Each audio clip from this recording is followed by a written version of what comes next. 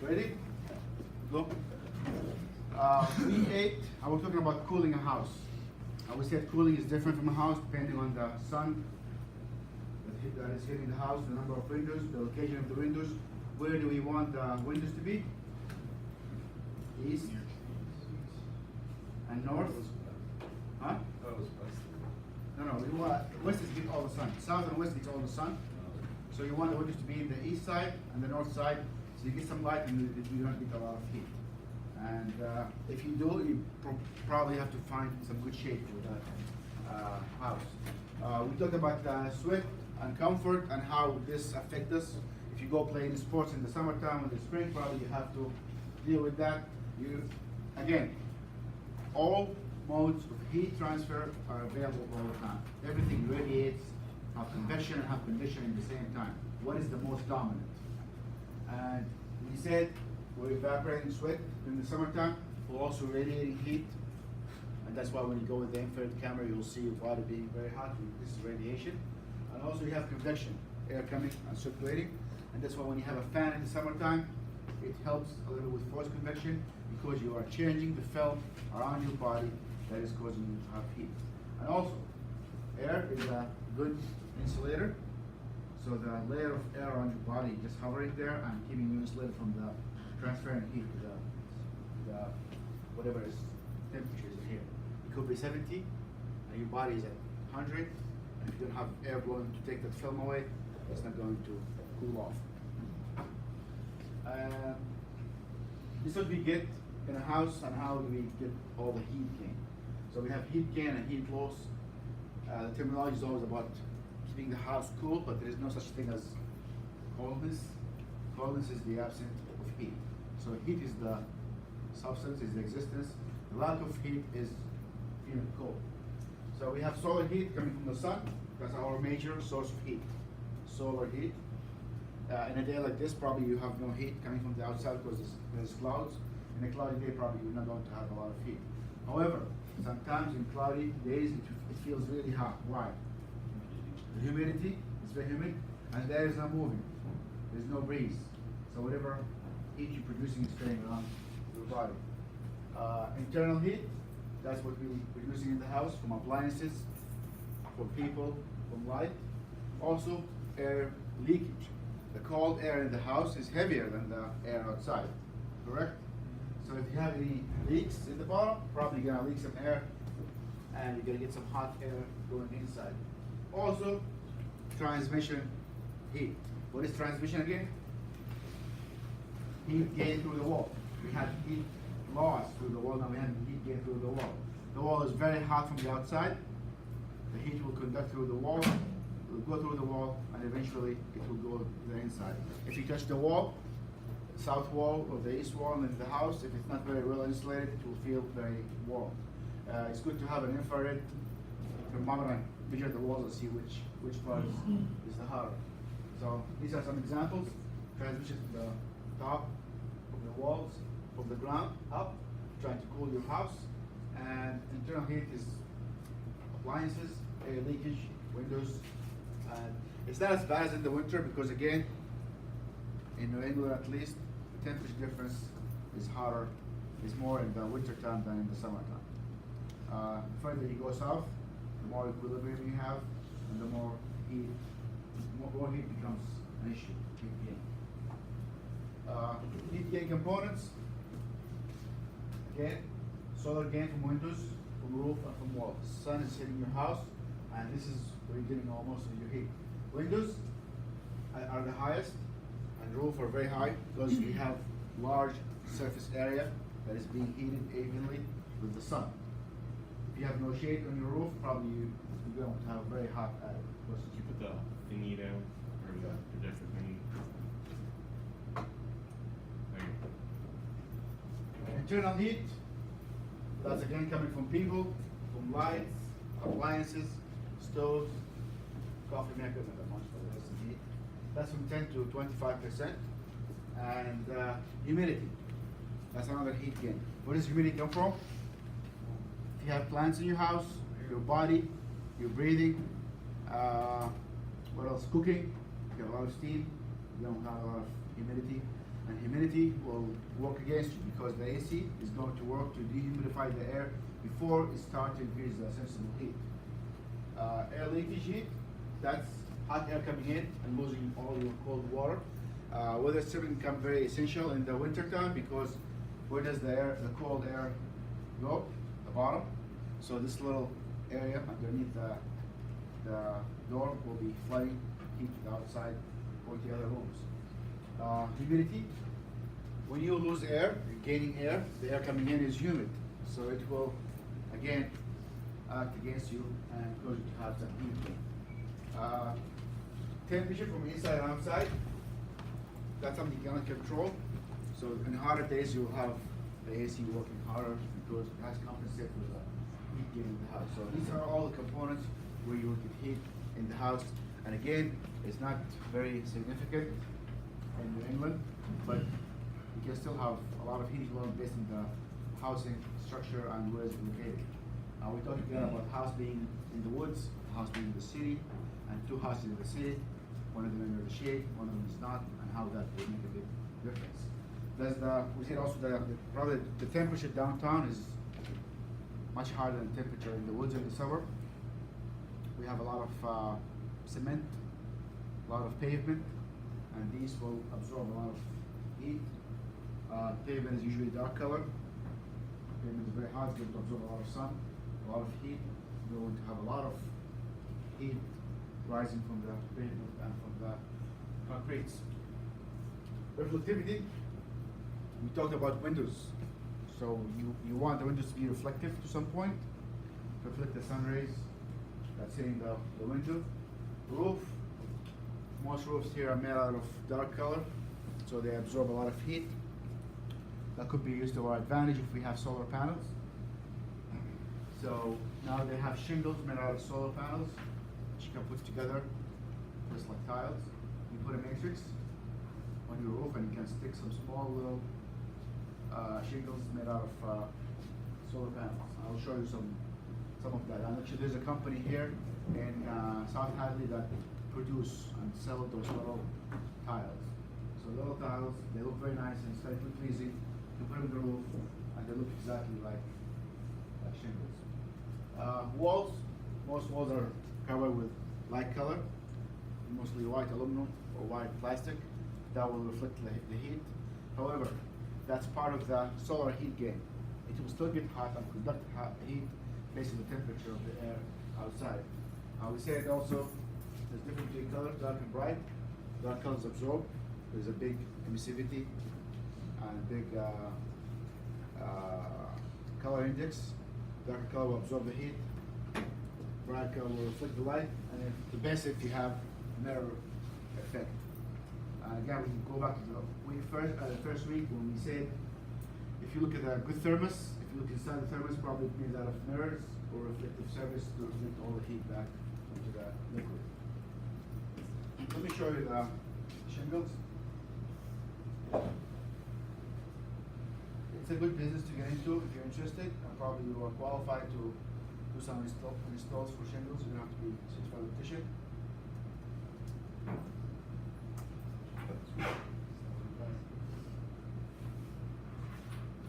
That's what they look like.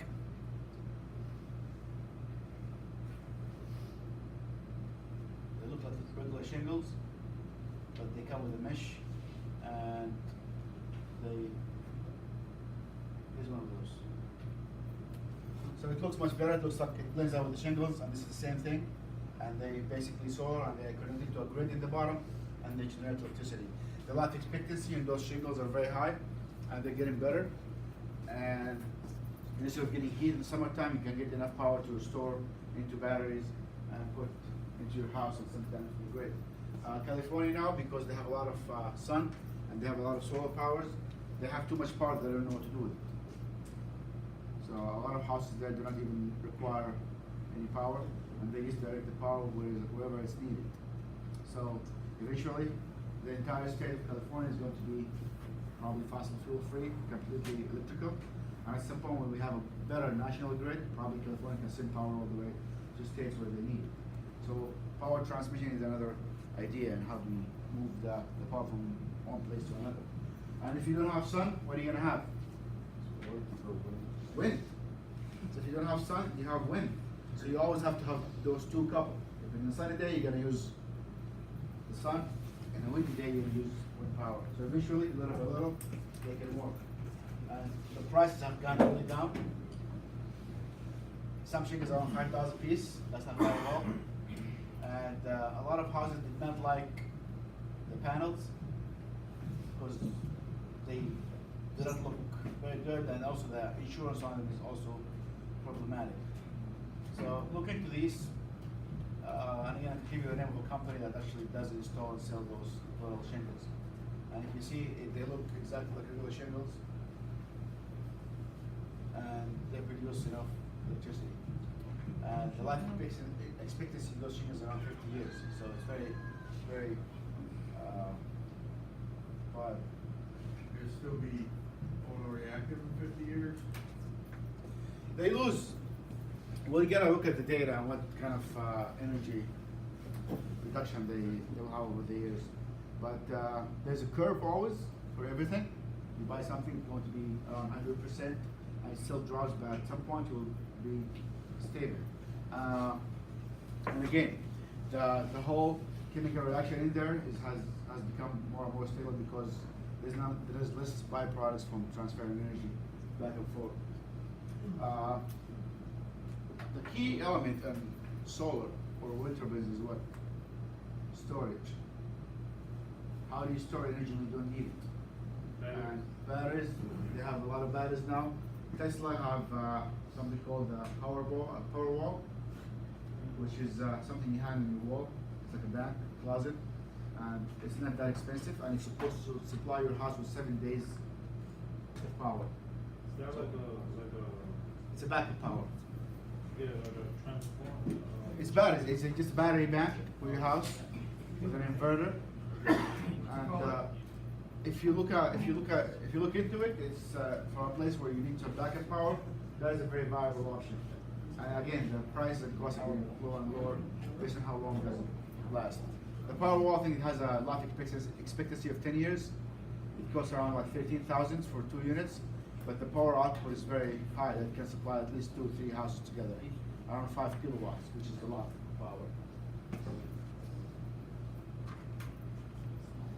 Landscaping. So landscaping has the potential of reducing house heat by 15 to 50%. That is a lot. We said that due to 2 reasons. One of them is the shade and blocking the heat from the sun, and second is the evaporative transportation, which is the fact that the trees soak up the water from the ground and evaporate it slowly over time, and that's consume a lot of latent heat and eventually cool your house. Air temperature reduction by 9 degrees per tree. That's in the regular shade. Under trees could be up to 25 degrees. You're gonna have cooler than the air above the tree. So under the tree, you're gonna have cooler air than on the top. South and west tree location. So south and west is where you want to put trees, because this is where you're going to have the sun hitting your house the entire time. And if you look at some building complexes, they have considered that alignment. So they don't try to align the houses of one face of the house facing south or west, because that will cause a lot of heating load increase. Shading windows. Speaking of landscape, I'm going to invite Mr. Smith, Tom Smith from Landscape, to talk about landscaping and some other options into investing in landscaping and how would that affect your house. Shading windows. Direction of the shade, where you want the shade. Natural shade from the tree, that's something you can take advantage of, or plant trees that's high enough but far enough that it will not, the shade will be casted in your house, but in case there's a wind or thunderstorm, the branches are not going to break and fall in your house and cause a problem. So you want tall trees and the right distance. Surface area of the window. The bigger the window, the more surface area you have to cover and the more solar rays are coming to your house. We said shutters also are a good example and a good way to cut down surface area and cut down the solar rays coming to your house.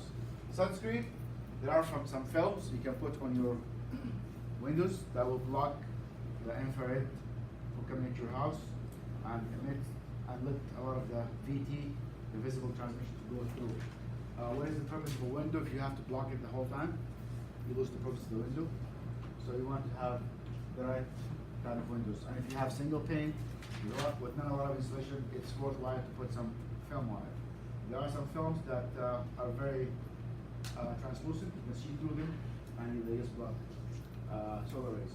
If you go to a lot of commercial buildings or malls, probably they have all those solar sunscreen films on them. Reflective films is also a useful way to block sun rays. However, what is the problem with reflective films? Visibility. The light is going to be less visible. You have a lot of shade. Probably if you have a tint to your car, you have the same issue. Like in the dark, you will see something but not everything. So the visibility is less.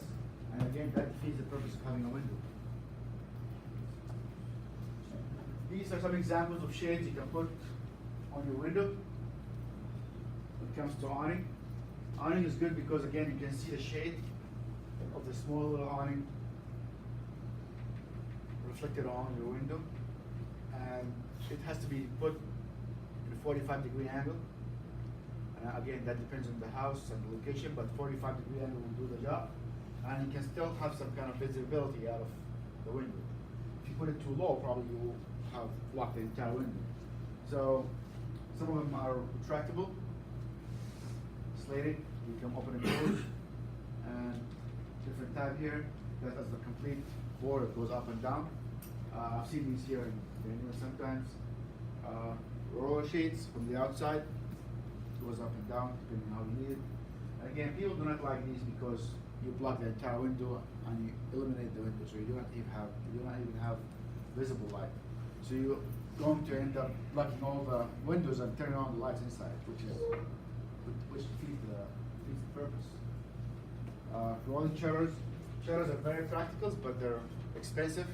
And again, once you put the shutter down, you have blocked the window. What are the options? How does it work? I think it's one of the questions I have in one of the quizzes is, how does it work? What does it do? It intercepts the sun heat. So you actually under the shade. The window is under the shade. It's not getting any solar rays directly hitting the window, going inside your house and heating your floor.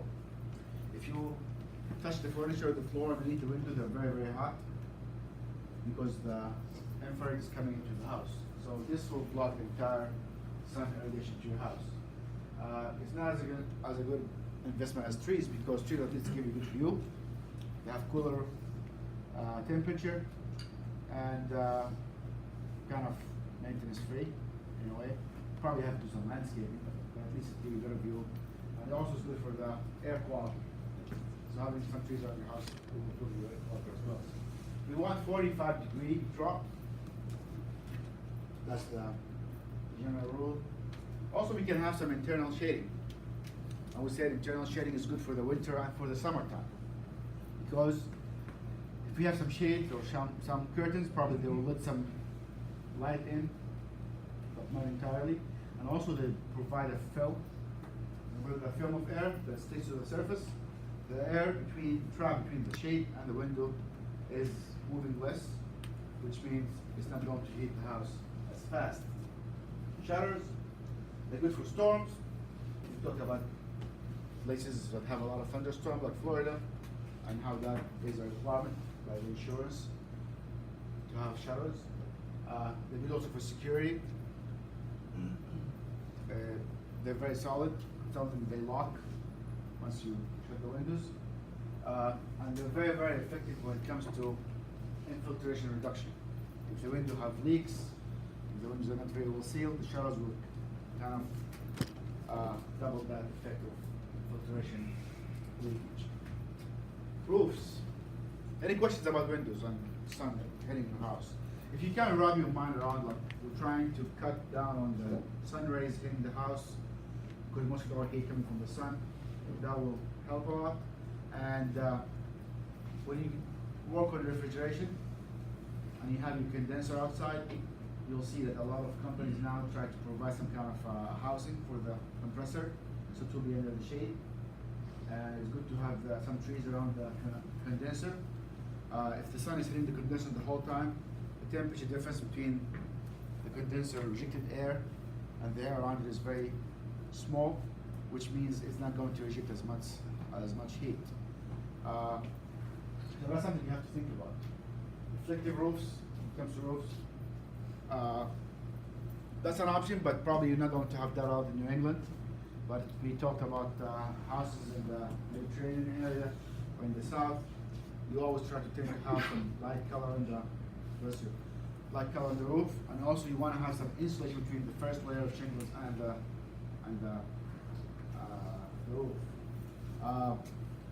I've seen some installation where they have a layer of tar for insulation against water, and that's again very, very dark, and also over time, if it's overheated, it will start to melt. So that's another reason why you want to try to keep the roof a little cool. Insulation, the attic. The best way to cool the attic is what? Ventilation. If you go in the summertime and the temperature outside is around 80, probably your attic is going to be 120, just from absorbing heat from the roof. A lot of surface area, a lot of roof, a lot of heat. If you come here in the summertime, this shop is around almost 100 degrees. It's much higher than the outside because of the lack of ventilation and the large area of uninsulated roof.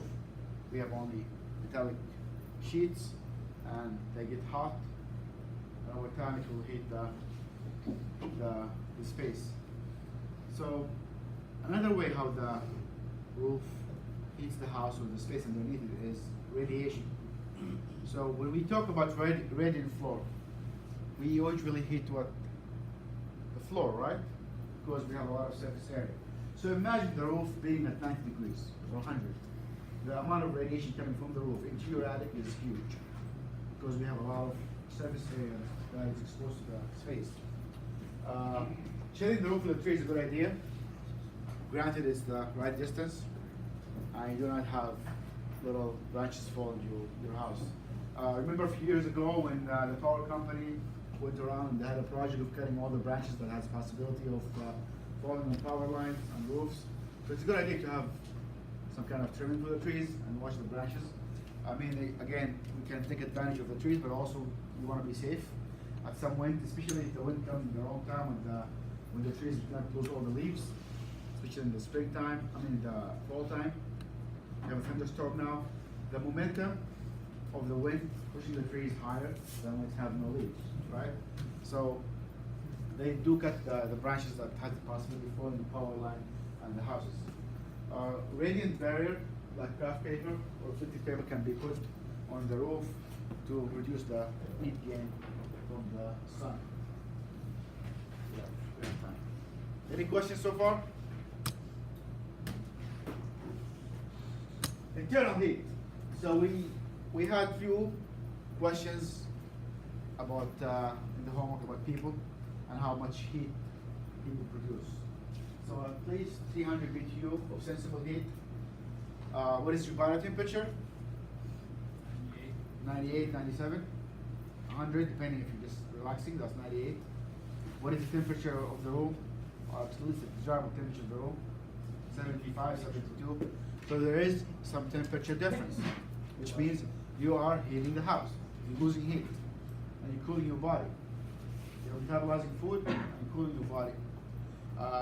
In restaurants, usually they keep the temperature a little bit cooler because there's a lot of people, and also because as you eat it, you get warmer. You notice that when you're hungry, you get colder, and in the winter time, you eat more. It's all related to how much your body metabolizes food. Latent heat, where is that coming from? Where is latent heat coming from in the body? Especially if you're not sweating. Where is latent heat? Evaporation. So where's it coming from? I'm not sweating. What? Breath. Breath? Yeah. Oh, you just say that. Yeah. So if if you breathe in a mirror, you see some vapor coming out, and also your skin is evaporating some moisture. That's why in the winter your skin gets very dry, because the air is dry, so it gets dry up faster. So that's coming from your breath, and that's why you breathe out almost 2 liters of water, half a gallon, just by breathing. With each breath, so there's a lot of vapor coming out. So this is what we have for internal heat: appliances, lights, cooking, housekeeping, and those are ranges from 1,500 to 7,500 BTU per hour, depending on what appliances you have and how often you keep them running. So that is some temperature gain or some heat gain in your house. The use of hot water. So in the winter time, probably if you turn on the faucet and the hot water, you see a lot of steam coming up, and that will provide a lot of moisture in there. It will take some energy to extract that moisture out. In the bathroom, for example, if you want to keep your house at decent temperature in the summertime, you might want to use exhaust fans. Instead of letting the steam come out your house, then you have to condense that using the AC, probably you need to use exhaust fans. Cooking at night is another option, because if you cook during the day while the sun is heating the house, you are exacerbating the problem of emitting heat inside your house. So this is what we mean by internal heat, and Tim was saying something in this class in the beginning. This is how we gain heat: lights, people, appliances. On top of that, you also have the sun hitting your house during the entire day and causing you to have a lot of heat. Humidity. Humid air prevents evaporation, which leads to a sticky feeling and the feeling being uncomfortable, and also increase the insulation of the film around your body, so it feels hotter when you have humidity. And in some areas, you just need to dehumidify. If you have a dehumidifier in a house with the temperature outside is 70, but the humidity is very high, probably it will still feel like 90. So when you look at your weather website, and it says it's 50, but it feels like 60, or 50, but it feels like 40. What does that mean? If you look at also closely, you'll see that there's a humidity index. So the humidity has something to do with how it feels like. What else? Look at the weather website. What does it mean if it feels like? If it's 90 but it feels like 100. Why? It feels like. Huh? It feels like. Based on what? So So somebody is when I say, oh, it feels like 90, I just put it in there? Yeah, that's what I thought. Now, it has to do with your dew point, your humidity, and your wind chill factor. Sometimes it's 40, but it feels like 20. The wind chill factor is very huge, and the wind is causing a lot of forced convection into your body. Transmission again. So it's a reverse direction of the heating transmission. Does this equation look familiar? Yeah, on the third. It's going to come over and over again till the end of next semester. So, will U change? No. The U factor does not change. Does the area change? Yes. No. In that area? Yeah, it's the same. For heating and cooling. Well, I mean, depends on the house you're Oh, of course, yeah. DT will change. So, for example, in the summertime you'll have a DT of 40 degrees. In the winter time it will be up to 60 degrees Fahrenheit. That's 20 degrees difference, and makes a huge difference. So that's the transmission. So we talked about transmission for heat gain, and filtration for heat gain, and also internal factors. We do not have internal factors when it comes to heating load. And even if we do not rely on them, and we want to cut them down. And stuff that works against us, we have to try to work around it. Ventilation. I'll save the rest of the slides for Wednesday. And yeah, that's all. Thank you.